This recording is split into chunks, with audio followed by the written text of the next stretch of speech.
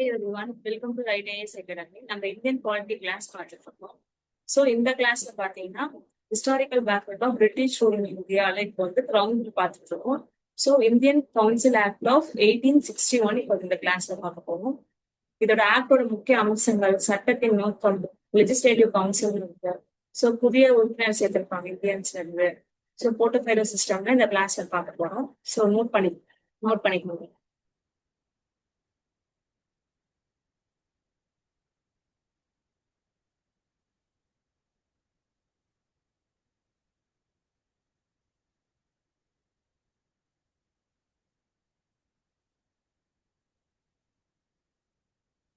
Part 5.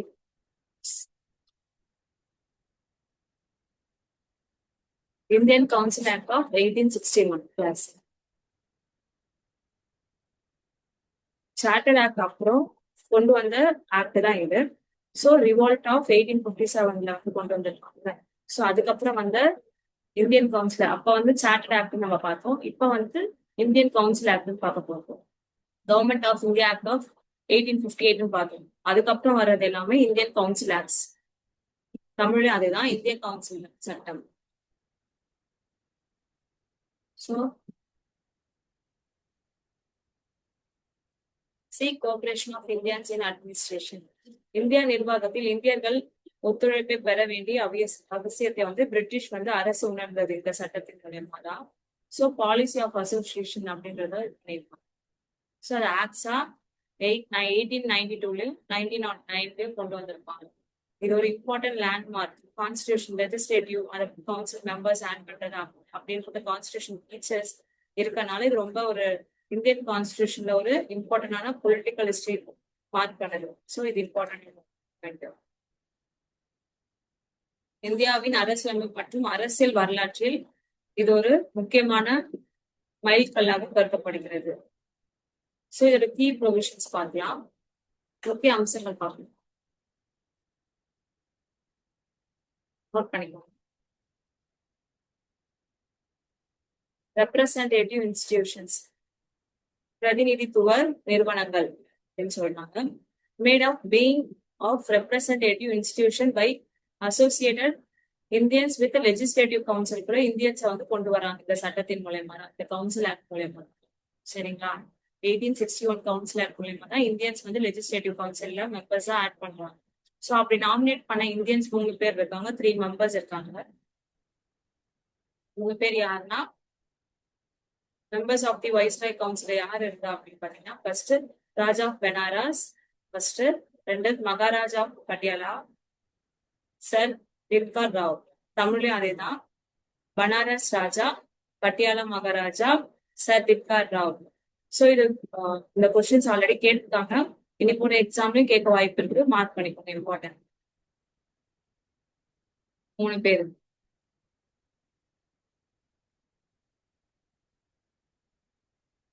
Indian council act of 1861 பார்த்துட்டு இருக்கோம். So இது நோட் பண்ணிருப்பீங்க. நெக்ஸ்ட் போலாம்.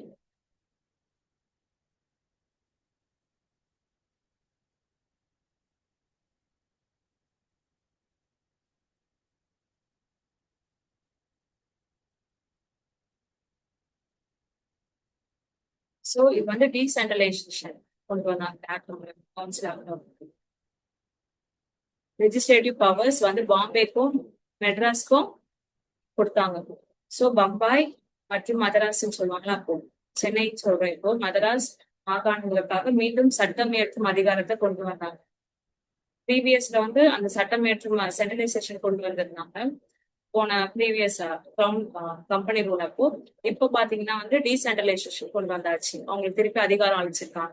So reverse the centralisation tendency began with regulating ஆக்ட்ல கொண்டு வந்ததை ஸோ இப்போ ரிவர்ஸ் பண்ணியிருக்காங்க. ஸோ எந்த ஆக்ட் மூலயமானா, எந்த ஆக்ட்லன்னா 1833ல கொண்டு வந்தாங்க சென்ட்ரலைசேஷனை.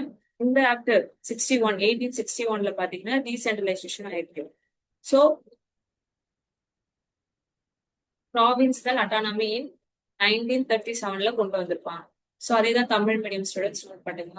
1773 ஒழுங்குமுறை சட்டத்துல கொண்டு வந்ததும், 1833 சாசன சட்டம் சார்ட்டர்ட் ஆக்ட்ல கொண்டு வந்ததையும், அந்த மையப்படுத்தப்பட்ட சென்ட்ரலைசேஷன் மையப்படுத்தப்பட்டதை வந்து டீசென்ட்ரலைசேஷனை இந்த 1861 கவுன்சில் ஆக்ட்ல டீசென்ட்ரலைஸ் பண்ணிருப்பாங்க. அதே போல மாகாண சுயாட்சி ஏற்படுத்த இது ஒரு வழிவகுக்குது இந்த ஆக்ட்.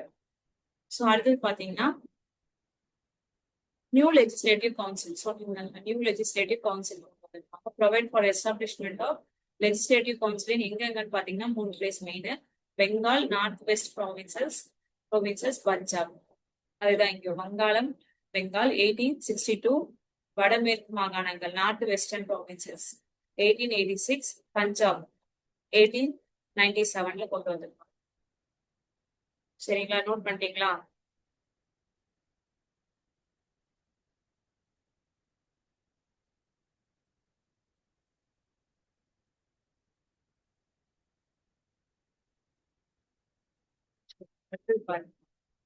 Ordinance power.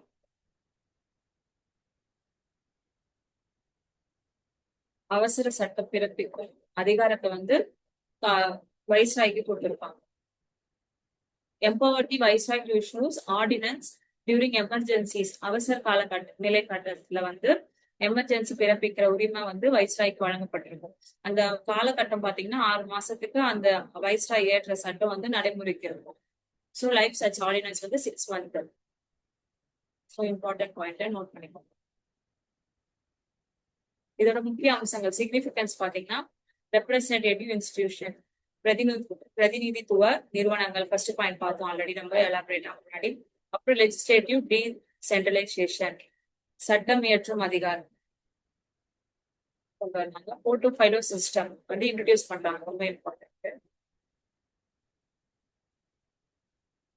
துறைவாரி பொறுப்பு முறைமையை வந்து இந்த சட்டத்தின் மூலமா தான் கொண்டு வந்திருக்காங்க. சோ வைஸ்ராய்க்கு வந்து எமர்ஜென்சி ஆர்டினன்ஸ் பவர் கொடுக்குறாங்க. அவசர சட்டம் பிறப்பிக்கும் அதிகாரம் வந்து வைஸ்ராய்க்கு வழங்கப்பட்டது. சரிங்களா, பாயிண்ட் நோட் பண்ணி. So late foundation in Indian participation in governance. இந்தியர்கள் 3 பேர் பார்த்தோம் பாத்தீங்களா? சோ அவங்க வந்து பார்ட்டிசிபேட் பண்ணியிருக்காங்க, ஆட்சியில் பங்கேற்பிருக்காங்க. அடித்தளத்தை இந்த இந்தியன் கவுன்சில் ஆக்ட் ஆஃப் 1861 வந்து வழங்கியிருக்கு. Indian council act.